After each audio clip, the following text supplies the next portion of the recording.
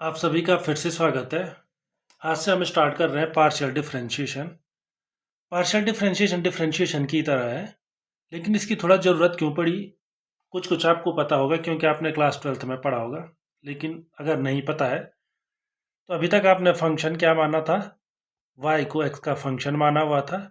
फिर हम इसका डिफरेंशिएशन कर रहे थे, जो कि slope of tangent as a curve अगर आप देखें स्लोप ऑफ टेंजेंट होता है या रेट ऑफ चेंज होता है इन x। और साथ ही साथ ये क्या रिप्रेजेंट करता है कि वाई एक्स के हिसाब से कितनी तेजी से बदल रहा है। तो हमारी रियल लाइफ में जैसे फॉर एग्जांपल आपने थर्मोडायनेमिक्स पढ़ी होगी, तो प्रेशर वॉल्यूम के रिस्पेक्ट में कितने तेजी से चेंज हो रहा है ये प्रोपोर्शनल होता है किसी चीज़ के। वो हमारे काम की नहीं है। तो प्रेशर वॉल्यूम का फंक्शन है किस चीज़ कितनी तेजी से चेंज हो रहा है, वो d p by d v हो गया। या प्रेशर टेम्परेचर के हिसाब से किस उसका रेट ऑफ चेंज कितना है, टेम्परेचर बदल रहा है तो प्रेशर कितना बदल रहा है, किसी गैस का या किसी लिक्विड का या किसी भी चीज़ का। लेकिन ऐसा भी तो हो सकता है प्रेशर दोनों चीज़ों पे डिपेंड करे, जैसे P V equal n R T equation आपने देखी होगी। वॉल्यूम के साथ चेंज होता है, टेम्परेचर के साथ भी चेंज होता है, कभी कभी दोनों के साथ भी तो चेंज हो सकता है। या मोर जनरली का है, ऐसा भी तो हो सकता है कोई फंक्शन है जो एक्स के चेंज होने से भी चेंज हो, वाई के चेंज होने से भी चेंज हो। जेड केवल एक्स का नहीं, वाई का भी फंक्शन है। For example z equal to x plus y. अब अगर एक्स वाई चुप भी रहे, अगर एक्स चेंज होता रहे तो भी जेड चेंज होगा। और एक्स अगर चुप रहे, बिल्कुल भी वेरी ना करे, केवल वाई वेरी करना स्टार्ट कर ले तो भी जेड चेंज होगा। दोनों चेंज होंगे तो भी जेड चेंज होगा। इसलिए जेड का हमें जो रेट ऑफ चेंज निकालना है अगर किसी पॉइंट पे, तो दो अलग अलग के रिस्पेक्ट में है, एक्स के रिस्पेक्ट में अलग होगा, वाई के रिस्पेक्ट में अलग होगा। तो इसी को हम क्या कहते हैं, यहीं से कंसेप्ट स्टार्ट होता है पार्शियल डिफरेंशिएशन का। पार्शियल डिफरेंशिएशन से पहले तो फंक्शन ऑफ टू वेरिएबल तो क्लियर ही हो गया। मान के चलो जेड कोई ऐसा फंक्शन है, जेड फंक्शन है केवल एक्स का ही नहीं वाई का भी, तो इसे हम बोल सकते हैं फंक्शन ऑफ टू वेरिएबल। आगे हम फंक्शन ऑफ थ्री वेरिएबल भी देखेंगे। ठीक है, तो जेड सबसे पहले इसको कंटिन्यूटी कंटिन्यूटी यहाँ पे कैसे डिफाइंड होगी किसी पॉइंट पे, तो मैं आपको फिर से रेफर करूंगा पुराने लेक्चर्स पे। कंटिन्यूटी का सिंपल सा मतलब क्या होता है, फिर उसको यहाँ जनरलाइज करने की कोशिश करते हैं। कंटिन्यूटी का सिंपल मतलब मैंने बताया था सिंगल पीस होना चाहिए, यहाँ से यहाँ तक कंटिन्यूस है या किसी पॉइंट पे कंटिन्यूस है, मतलब एक सिंगल पीस होना चाहिए लगातार किसी डिस्टेंस में। मैथमेटिकली हमने कैसे बताया था, given epsilon greater than zero there exist a delta greater than zero such that mod of x minus a अगर डेल्टा से छोटा हो तो f x minus f a less than होना चाहिए एप्सिलॉन से। इसका मतलब क्या है, देखो ये सिंगल पीस कब होगा, ये सिंगल पीस कंटिन्यूस होगा तो हमें तो मैथमेटिकली टेस्ट करना है, तो हम क्या करें, ये सिंगल पीस तब होगा जब ये इमेज भी क्या होगी, लगातार सिंगल पीस होगी। ठीक है, अगर ये कंटिन्यूस पीस है तो इसकी ये वाई एक्सिस पे आप कोऑर्डिनेट को एक साथ रखेंगे तो भी कंटिन्यूस मिलेगा। पर इसका उल्टा ट्रू नहीं है, अगर वाई एक्सिस पे आपको एक सिंगल पीस मिल रहा है इमेज में, फंक्शन टूटा हुआ हो सकता है। फॉर एग्जाम्पल ये फंक्शन है यहाँ से यहाँ तक और उसके बाद यहाँ से यहाँ तक है। अगर आप यहाँ से यहाँ को वाई एक्सिस पे लाओगे तो आपको एक पूरा कंटिन्यूस पीस मिलेगा, लेकिन ये यहाँ पे बीच में टूटा हुआ है। इसलिए हमने डेल्टा का कंसेप्ट लाए कि एक डेल्टा भी होगा, मतलब इस पॉइंट के अगल बगल आप एक छोटा सा नेबरहुड ऐसा ढूंढ लो जितने में ये सिंगल पीस हो, तो हम उसको कंटिन्यूस कहेंगे। ये आप पिछले कंटिन्यूटी से समझते हैं। इसका मतलब कितना होता है, एक्स किस में बिलोंग करता है, ए माइनस डेल्टा से ए प्लस डेल्टा के बीच में एक्स होगा। और एफ एक्स माइनस एफ ए कितने पे हो जाएगा, फिर एफ ए माइनस एप्सिलॉन से एफ ए प्लस एप्सिलॉन के बीच में। ये इसका मतलब है, ये इसका मतलब है।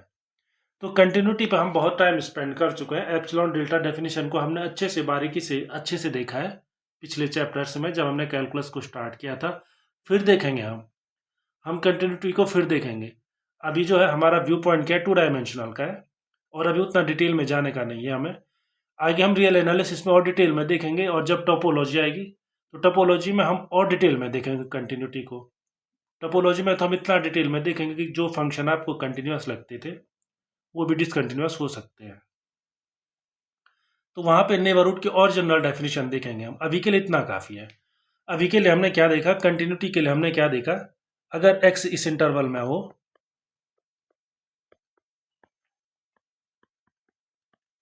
तो इसका मतलब होना चाहिए fx किस इंटरवल में होना चाहिए, fx होना चाहिए f a minus epsilon comma f a plus epsilon, इस इंटरवल में।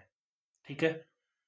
टू डायमेंशन में क्या होगा, टू डायमेंशन में x भी वेरी करेगा, y भी वेरी करेगा, और same to same one dimension में आपको मिल क्या रहा है, x अगर ये पॉइंट ए है तो a minus delta A plus delta इस रेंज में वेरी कराना है अपने x को। लेकिन जैसे आप टू डायमेंशन में करोगे तो अब पॉइंट एक नहीं रह जाएगा आपके पास x के साथ साथ y भी रहेगा। तो सेम टू सेम y की अब आप कंटिन्यूटी अगर आप डिफाइन कर रहे हो तो आप कैसे डिफाइन करेंगे, ध्यान दो। अभी क्या है, ये पॉइंट ए है और x यहाँ से यहाँ तक कहीं भी हो सकता है इतनी डिस्टेंस में। टू डायमेंशन में एक स्क्वायर बन जाएगा। ठीक है। तो कंटिन्यूअस क्या होगा, a function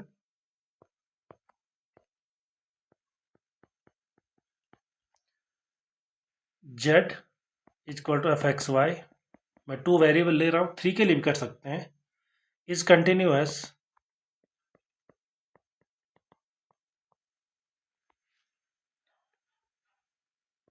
at a point a B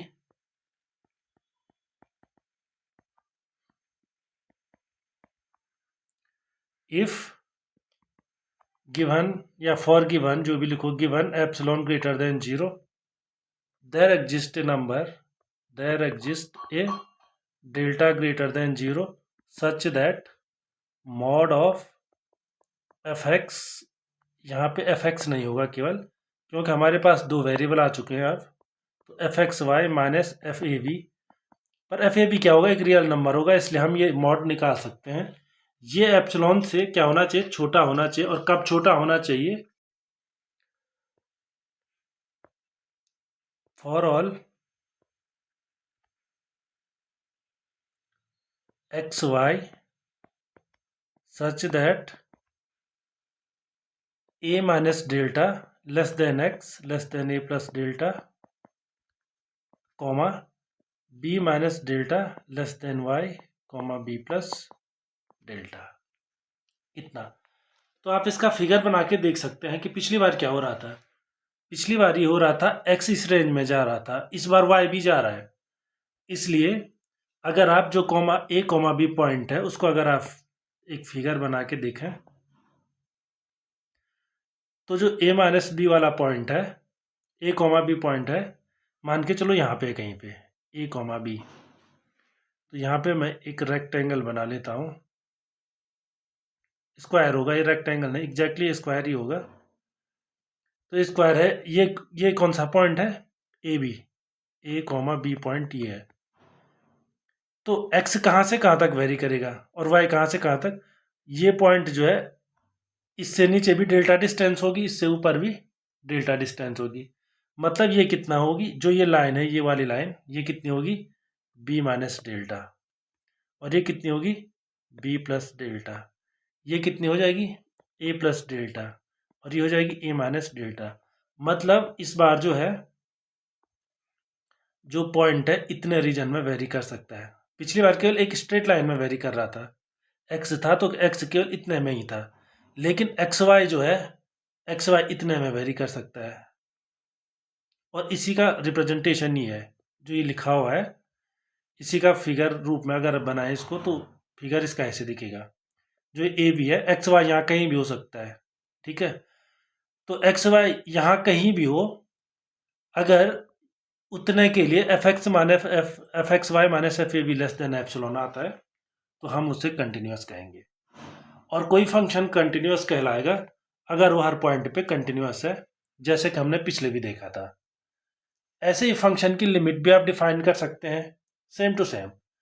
अगर एल लिमिट होगी, लिमिट ऑफ ए फंक्शन हम डिफाइन कर सकते हैं। तो लिमिट कैसे डिफाइन करेंगे, same to same, a function a, ये डेफिनेशन हो गई, a function f x Y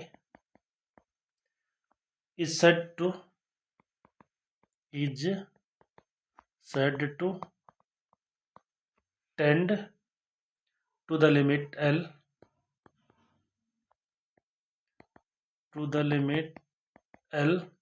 if, यहाँ पे ध्यान देना आप, x और y दोनों सेपरेटली टेंड करेंगे। If x y tends to a b, x y tends to a b का मतलब क्या है? एक्स वाई जो है ए बी के करीब आ रहा है, कहीं भी हो सकता है, यहाँ हो सकता है, यहाँ हो सकता है, मान के चलो यहाँ पे है तो यहाँ से ए बी के नज़दीक आ रहा है। इसका ये मतलब होता है एक्स ए की ओर टेंड कर रहा है और वाई बी की ओर टेंड कर रहा है, अगर आपको सेपरेटली देखना है तो।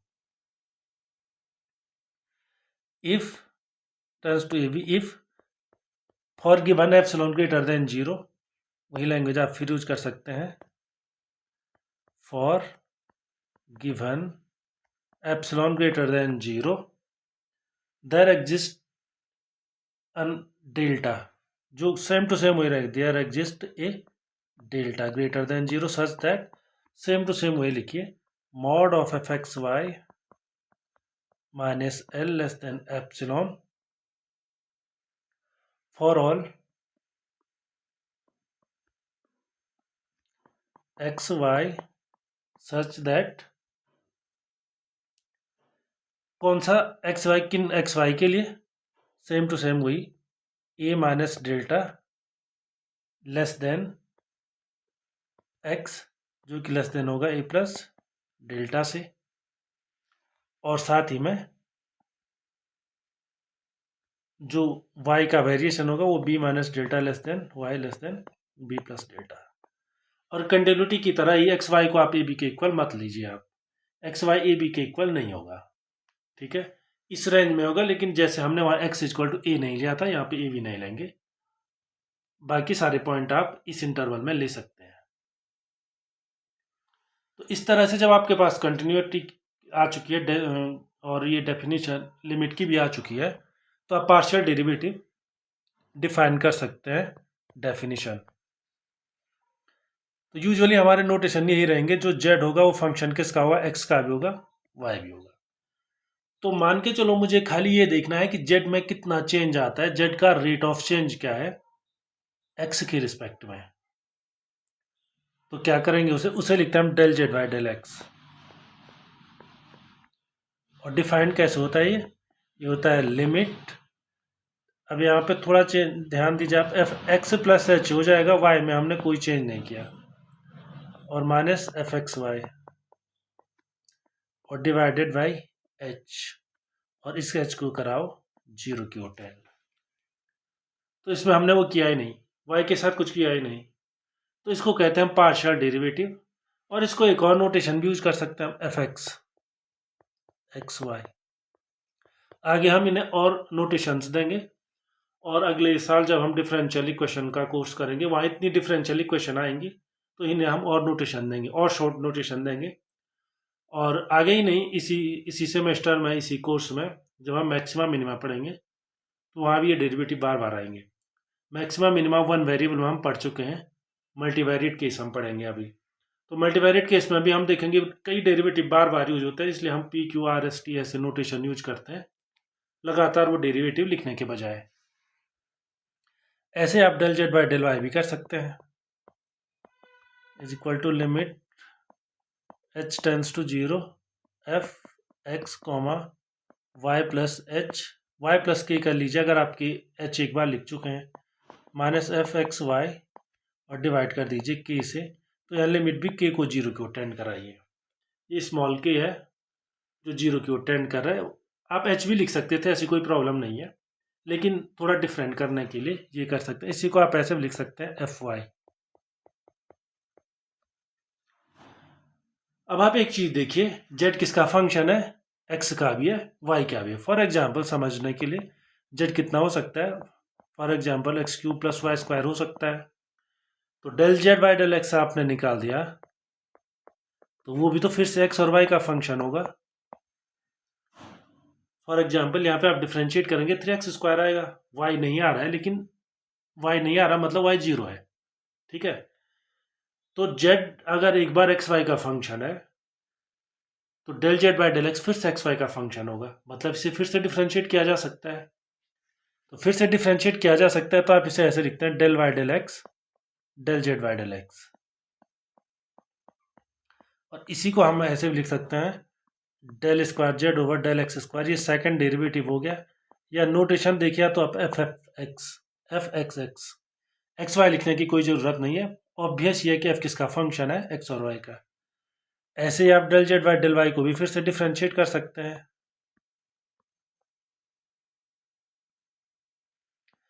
पहले मैं वो एक्स को ही कर रहा हूँ, ये भी कर सकते हैं आप, जरूरी नहीं है आप वही करेंगे।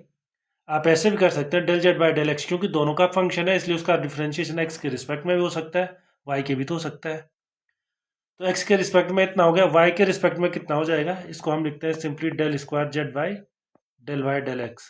या ऐसे आप ऐसे लिख सकते हैं नोटेशन में एफ वाई एक्स। और ऐसे आप और भी निकाल सकते हैं, इसी को आप एफ एक्स स्क्वायर भी लिख सकते हैं, जो एफ एक्स है इसे आप एफ एक्स स्क्वायर भी लिख लीजिए, केवल नोटेशन की बात है, अलग अलग बुक्स में अलग अलग नोटेशन हो सकते हैं। और del z by del x को मैंने डिफ्रेंशिएट कर दिया है, ऐसा भी तो हो सकता है del z by del y हो और उसको हम डिफ्रेंशिएट कर रहे हो, तो del z by del y को भी आप डिफ्रेंशिएट कर सकते हैं। Del z by del y पहले से ही है, क्योंकि एक्स और वाई का फंक्शन है इसलिए इसे फिर से आप जो है डेल वाई डेल एक्स में डिफ्रेंशिएट कर सकते हैं। तो इसकी वैल्यू कितनी हो जाएगी, del square z over del x del y. ऐसा भी हो सकता है कि डेल वाई जो है किसका कर रहे हैं आप, del z by del y का ही। तो ये कितना हो जाएगा, del square z over del square. तो लगभग लगभग दो चार ही सेकेंड ऑर्डर डेरिवेटिव है जो बहुत ज़्यादा बार यूज होते हैं, और वो मैंने लिख लिए हैं। कौन कौन से, एक तो एफ एक्स जरूरी होता है, एफ वाई जरूरी होता है, मतलब partial derivative with respect to x with respect to y. F x y और एफ वाई एक्स दोनों सेम ही आते हैं। एफ एक्स वाई मतलब चाहे पहले आप एक्स के रिस्पेक्ट में करो या वाई के करो, वाई के करो एक्स के करो, आंसर एक ही आएगा। और जो इंपॉर्टेंट होता है एक होता है एफ एक्स स्क्वायर और एफ वाई स्क्वायर, ये बहुत ज़्यादा यूज होता है और बहुत ज़्यादा यूज होंगे अगले साल जब आप पार्शियल डिफरेंशियल पढ़ेंगे, इक्वेशन पढ़ेंगे, डिफरेंशियल इक्वेशन के टॉपिक में, वहाँ भी ये बहुत ज़्यादा बार आएंगे। तो इसलिए इन्हें अलग से आप सेव कर दीजिए, ये बार बार यूज होते हैं, कुछ ही देर में हम उनको कुछ अलग नोटेशन देंगे। अब जो है एक दो एक्सरसाइज करके देखते हैं कि पार्शियल डेरिवेटिव निकालने कैसे हैं। फॉर एग्जाम्पल मान के चलो एक्सरसाइज यू इक्वल टू कितना है, x square tan inverse y by x minus y square tan inverse x upon y. X y इसमें जीरो नहीं है, तो मान के चलो इफ इतना है, ये आपको पूछा जा सकता है सेकंड डेरिवेटिव निकाले, नहीं तो ऐसे पूछा जा सकता है prove that, then prove that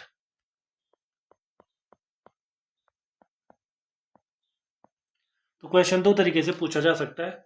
एक पहला तरीका क्या है कि यू इक्वल टू इतना पूछ लिया है, इसके बाद आपको पूछा जाए आप del u by del x निकालिए, del u by del y निकालिए और सेकंड डेरिवेटिव भी निकालिए। या ये भी पूछा जा सकता है कि prove that del square u over del x del y is equal to x square minus y square divided by x square plus y square. आप हमेशा एक चीज ध्यान रखिए, जब एक्स के रिस्पेक्ट में आप डेरिवेटिव ले रहे हैं तो वाई हमेशा कांस्टेंट रहेगा। क्यों रहेगा, क्योंकि चेंज एक्स हो रहा है, एक्स में जितना भी चेंज हो रहा है उसका वाई से कोई रिलेशन नहीं है, उसका जेड से रिलेशन है। एक्स चेंज होगा जेड चेंज होगा, इसलिए रेट ऑफ चेंज जब आप एक्स के रिस्पेक्ट में निकालेंगे वाई कांस्टेंट होगा, वाई के निकालेंगे एक्स भी कांस्टेंट होगा। तो स्टार्ट कीजिए, सबसे पहले क्या निकाले आप, del u upon del y. ये देखिए जो सेकंड डेरिवेटिव है उसमें पहले वाई है, तो इसलिए पहले del u upon del y लगाइए, फिर पीछे से del u by del x operate कीजिए। तो कितना हो जाएगा, ध्यान रखना वाई वेरिएबल है, एक्स कांस्टेंट है, एक्स कांस्टेंट है तो एक्स स्क्वायर तो बाहर ही रहेगा। जो डिफ्रेंशिएशन होगा एक स्टेप में और लिख लेता हूँ, डेल अपॉन डेल वाई होगा केवल tan inverse y upon x का होगा, इसमें एक्स स्क्वायर कांस्टेंट है बाहर आ गया, माइनस यहाँ पे जो है del y product of two function का सेम टू सेम वही रूल लगेगा जो आपने पढ़ा है। पहला फंक्शन इसको मान लीजिए, तो दूसरा फंक्शन इसको मान लीजिए, तो कितना हो जाएगा? एक्स स्क्वायर तो कांस्टेंट है, उसका डेरिवेटिव तो निकलेगा नहीं क्योंकि डेरिवेटिव पहले अंदर जा चुका है। टेन इनवर्स एक्स का डिफ्रेंशिएशन कितना होता है? 1/1 प्लस एक्स स्क्वायर, लेकिन यहाँ पे थोड़ा y अपॉन एक्स है, तो अब आप देख लीजिए 1 plus y square upon x square होगा ही होगा। उसके बाद y बाई एक्स का भी डिफ्रेंशिएशन होगा, तो y बाई एक्स का डिफ्रेंशिएशन कितना हो जाएगा? 1/x माइनस फिर से इसका डिफ्रेंशिएशन, पहले फंक्शन का डिफ्रेंशिएशन ब्रैकेट से बाहर रख लीजिए आप, तो वो 2y हो जाएगा, दूसरा tan inverse x upon y plus first function means y square और differentiation of second function tan inverse x upon y, फिर से वही रूल हो जाएगा 1/1 plus x square upon y square. ये तो टेन इनवर्स का हो गया। अब डिफ्रेंशिएशन एक्स अपॉन वाई का होगा, तो एक्स अपॉन वाई का डिफ्रेंशिएशन कितना होता है? हमें पहले से ही पता है, एक्स अपॉन वाई का डिफ्रेंशिएशन होता है -1 अपॉन एक्स, तो कांस्टेंट है तो एक्स ऊपर ही रहेगा, तो वाई का हो जाएगा -1 अपॉन वाई स्क्वायर। इसको आप बंद कर दीजिए,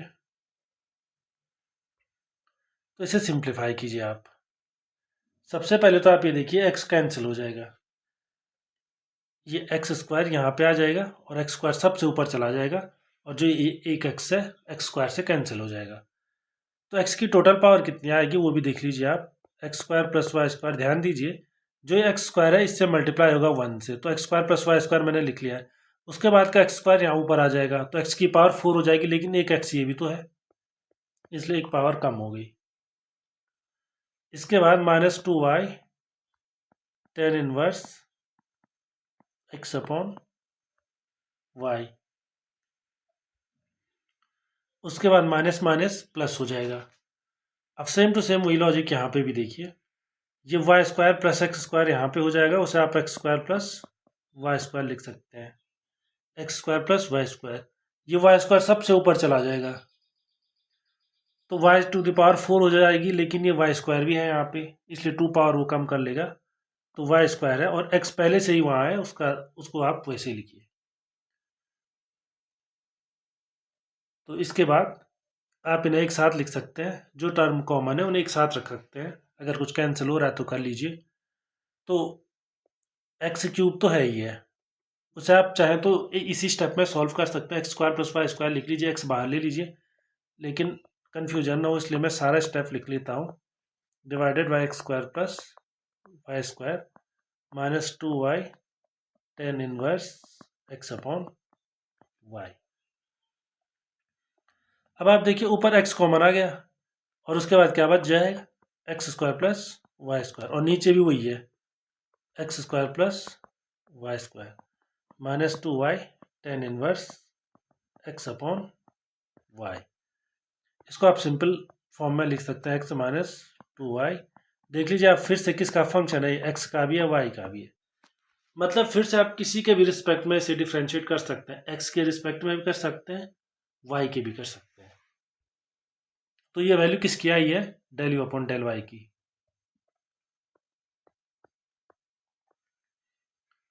पर हमें del square del u upon del y के बाहर से डेल वाई डेल एक्स भी लगाना है, हमें इसकी वैल्यू चाहिए डेल स्क्वायर यू, और ये डेल एक्स भी है डेल वाई। इसका अभी मैंने डेफिनेशन क्या बताई थी, डेल वाई डेल एक्स कर दीजिए del u by del y का, ऐसे भी कह सकते हैं इसे। इसका मतलब अब आप जो डिफ्रेंशिएशन कर रहे हैं उसमें किसका कर रहे हैं? Del u upon del y को, इसको आप एक फंक्शन मान सकते हैं फिर से, तो ये जी एक्स वाई है, ऐसा मान सकते हैं। जी एक्स वाई का जब आप डेल बाई डेल एक्स करेंगे, एक्स एक वेरिएबल होगा लेकिन वाई एक कांस्टेंट होगा, तो एक्स को वेरिएबल मानोगे आप, तो एक्स का डिफ्रेंशिएशन 1, वाई तो कांस्टेंट है इसलिए 2y तो ऐसे ही बाहर आ गया, जो डिफ्रेंशिएशन होगा वो डेल बाई डेल एक्स केवल tan inverse x upon y का होगा। यहाँ पे आप प्रोडक्ट ऑफ टू फंक्शन का रूल मत लगा लीजिए, क्योंकि वो रूल यहाँ पे नहीं लगेगा, और उसके नहीं लगने का सिंपल सा रीजन है कि ये y जो है x से इंडिपेंडेंट है, x y से इंडिपेंडेंट है। तो इसका डिफ्रेंशिएशन कीजिए, इज इक्वल टू कितना हो जाएगा 1 minus 2y del by del x tan inverse x upon y. फिर से वही फॉर्मूला लग जाएगा, टेन इनवर्स थीटा का डिफ्रेंशिएशन करना है तो वो कितना होता है 1 upon 1 plus x square upon y square. लेकिन एक्स अपॉन वाई का भी तो फिर डिफ्रेंशिएशन होगा, इसलिए कितना आ जाएगा 1 अपॉन वाई, और यहाँ ऊपर 1 रहेगा ही रहेगा। आप एक ही स्टेप में कर सकते हैं वैसे, क्योंकि 2-3 क्वेश्चन हम वैसे भी कर ही चुके हैं पहले से ही। चलिए फिर आगे बढ़िए। ये वाई स्क्वायर, पहले तो देखिए ये वाई जो है इस वाई से कैंसिल हो गया, ऊपर नीचे दोनों साइड वाई है, तो 1 माइनस 2 बचा है, और ऊपर क्या है वाई स्क्वायर, और नीचे x square plus y square. तो इसे सिंप्लीफाई कीजिए, ये हो जाएगा एक्स, ये वाई स्क्वायर आप समझ गए होंगे, ये वाला वाई स्क्वायर इससे भी मल्टीप्लाई होगा तो x square plus y square होगा, और फिर ऊपर चला जाएगा। तो अब क्या मिलेगा x square plus y square minus 2y square divided by x square plus y square. तो हमारा फाइनल आंसर यही था जो हमें प्रूफ करना था।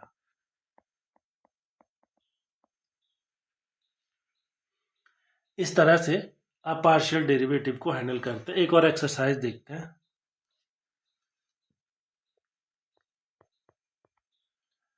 मान के चलिए एक्सरसाइज क्या है, यू के चलिए इफ, दो तरीके से हर एक क्वेश्चन पूछा जा सकता है, या तो ये पूछा जा सकता है इसके डेरिवेटिव्स निकालो, या प्रूव दैट इसका डेरिवेटिव इतना आएगा।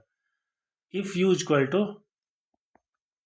1 upon square root of x square plus y square plus z square, और कंडीशन क्या है, ये जीरो नहीं होना चाहिए, x square plus y square plus z square ये जीरो नहीं होना चाहिए, नॉन जीरो नंबर है। तो x square plus y square plus zero plus z square zero नहीं है। अगर इतना है, show that then show that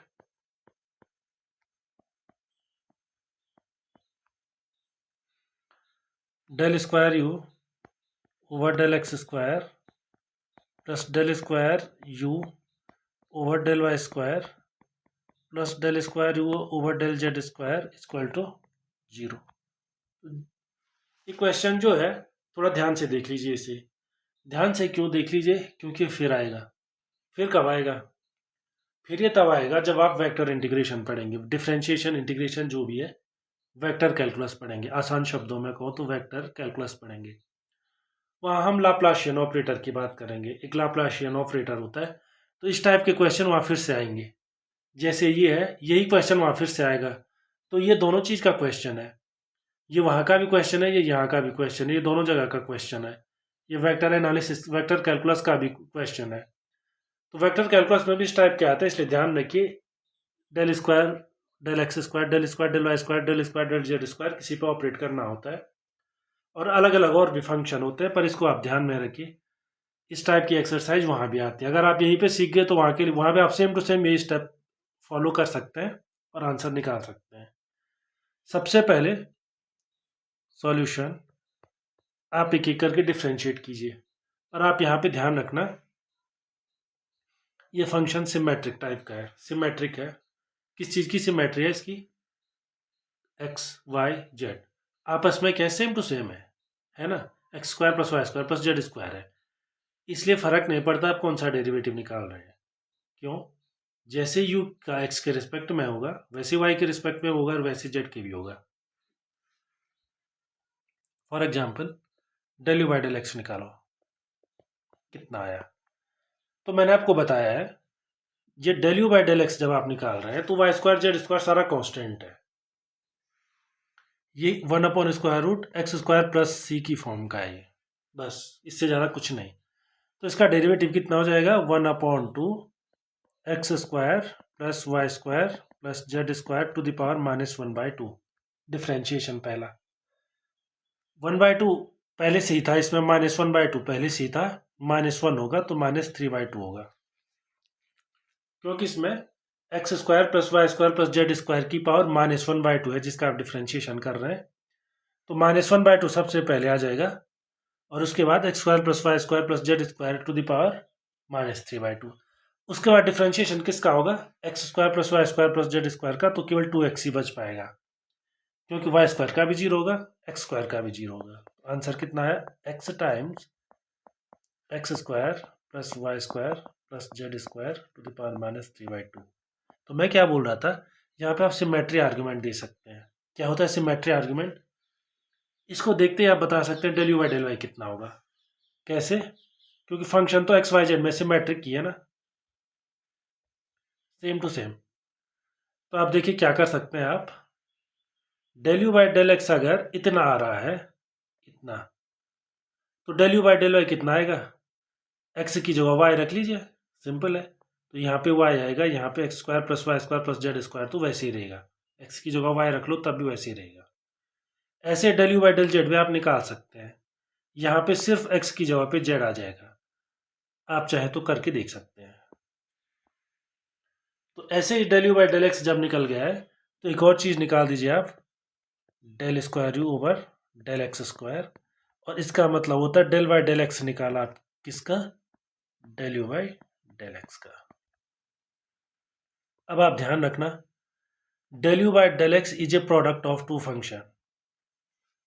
अब जो है टू फंक्शन है, लेकिन आप यहाँ पे ये भी ध्यान रखना, अगर आप डेल बाई डेल वाई निकालते इस del u by del x का, मतलब अगर जो ये del u by del x है, इस पे आप del u by del y या डेल बाई डेल जेड कुछ भी ऑपरेट करते, तब ये दो फंक्शन का प्रोडक्ट नहीं है, क्योंकि वाई कांस्टेंट है, एक्स कब, जब एक्स वेरिएबल है, और जब एक्स वेरिएबल है तो वाई कांस्टेंट है। तो वाई जब आप डिफ्रेंशिएट कर रहे हैं तो ये एक्स कांस्टेंट हो जाएगा यहाँ पे, इसलिए फंक्शन वाई का सिर्फ ये रहेगा। और अभी जो ये डेल वाई डेल एक्स है del u y del x के साथ, तो यहाँ पे एक्स भी फंक्शन है और यहाँ पे भी एक्स फंक्शन है, इसलिए प्रोडक्ट ऑफ टू फंक्शन है। और जब आप del u by del y करेंगे, तब एक्स क्या हो जाएगा, कांस्टेंट हो जाएगा, इसलिए आपके पास दो फंक्शन ना रह के केवल एक ही फंक्शन रह जाएगा, और दूसरा कांस्टेंट खुद ब खुद हो जाएगा, ये ध्यान रखिए। तो दो फंक्शन का प्रोडक्ट है ये। तो प्रोडक्ट को कैसे हैंडल करेंगे आप, first function into differentiation of second function plus second function into differentiation of first function. तो first function into differentiation of second function कितना होगा, -3/2 x square plus y square plus z square to the power -3/2 -1 -5/2 into 2x plus second function को लिखिए x square plus y square plus z square to the power 3/2 into differentiation of first function -1। First function है -1। अब minus minus सब जगह आ रहा है, तो आप देख लीजिए, सब जगह आ रहा है तो बाहर भेज दीजिए, नहीं तो उस तरीके से लिखिए जो लिखने में आसान हो। तो यहाँ पे तो माइनस माइनस प्लस हो गया, तो नेगेटिव केवल एक ही आ रहा है, जो नेगेटिव आ रहा है पहले उसी को रख लीजिए, minus of x square plus y square plus z square to the power -3/2, और दूसरा पॉजिटिव ही आएगा। क्यों आएगा पॉजिटिव, क्योंकि माइनस माइनस एक दूसरे को एनिलेट कर लेंगे, 2 2 कैंसिल, 3 बचा रहेगा, एक्स भी बचा रहेगा, और उसके बाद ये एक्स और ये एक्स जो है फिर से मल्टीप्लाई होंगे, तो एक ही साथ उनको लिख सकते हैं, और x square plus y square plus z square to the power -5/2। तो फिर से सिमेट्री आर्ग्यूमेंट मतलब जैसे आपने वो एक्स को निकाला है वैसे आप सिमेट्री आर्ग्यूमेंट दे सकते हैं।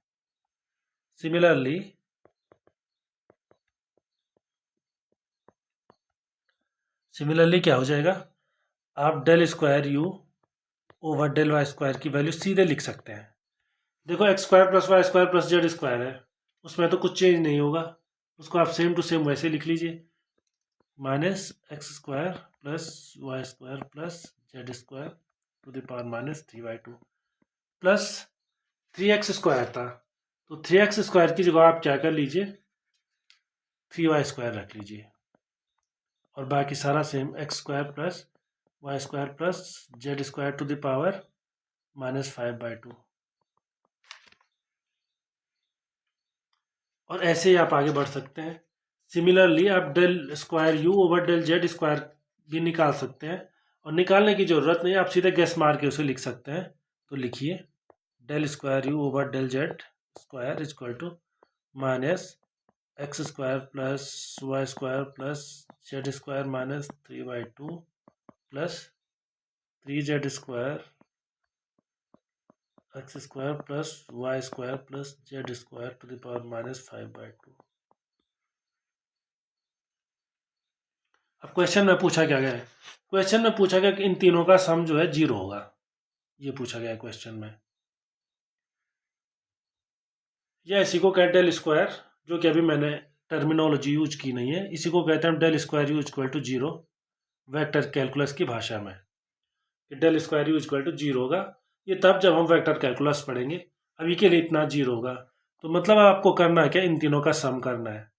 तो करके देखिए LHS कितना हो जाएगा, LHS is equal to del square u over del x square plus del square u over del y square plus del square u over del z square. ये लेफ्ट हैंड साइड हो गया। Right hand side कितना हो जाएगा, वो भी आप एक एक करके सम निकालिए। देखिए ये और ये तीनों ऐड हो जाएंगे,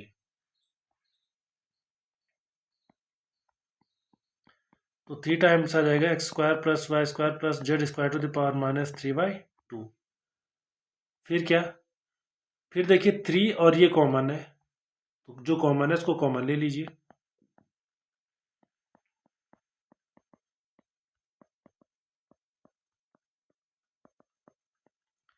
बचेगा क्या, पहले में एक्स स्क्वायर, दूसरे में वाई स्क्वायर, तीसरे में जेड स्क्वायर। तो जैसे ही इन तीनों ये पावर 1 इसमें ऐड होगी, तो ये भी माइनस 3/2 बन जाएगी पावर, क्योंकि माइनस 3/2 क्या है, माइनस 5/2 प्लस 1 है, तो एक पावर कम होते ये दोनों इक्वल हो जाएंगे, और आंसर कितना आ जाएगा, फाइनल आंसर 0। ऐसे पार्शियल डिफरेंशिएशन पे आप कई क्वेश्चन कर सकते हैं, अलग अलग टाइप के क्वेश्चन होंगे, और जरूर कीजिए आप खूब एक्सरसाइज कर दीजिए। उसका पीछे रीजन ही है क्योंकि वेक्टर कैलकुलस में बहुत यूज होता है। एक तो वेक्टर कैलकुलस में यूज होगा इसका, इसी टाइप के सेकंड डेरिवेटिव पर बेस्ड क्वेश्चन ही वेक्टर कैलकुलस में आते हैं, और उसके साथ साथ जो है जो ये पार्शियल डेरिवेटिव है सेकंड ऑर्डर के, ये मैक्सिमा और मिनिमा में भी यूज होते हैं। तो कल हम जो है होमोजीनियस फंक्शन देखेंगे। होमोजीनियस फंक्शन में डिफरेंशिएशन थोड़ा खास होता है, खास मतलब थोड़ा डिफरेंट होता है, और निकाला जा सकता है, प्रिडिक्टेबल होता है। प्रिडिक्टेबल मतलब कुछ सेंस में, जैसे x del u by del x या x del z by del x plus x del y del z by del y, इसको हम प्रिडिक्ट कर सकते हैं। ये एन टाइम्स जेड हो जाता है फिर से, जिसे हम ऑयलर्स थ्योरम कहते हैं।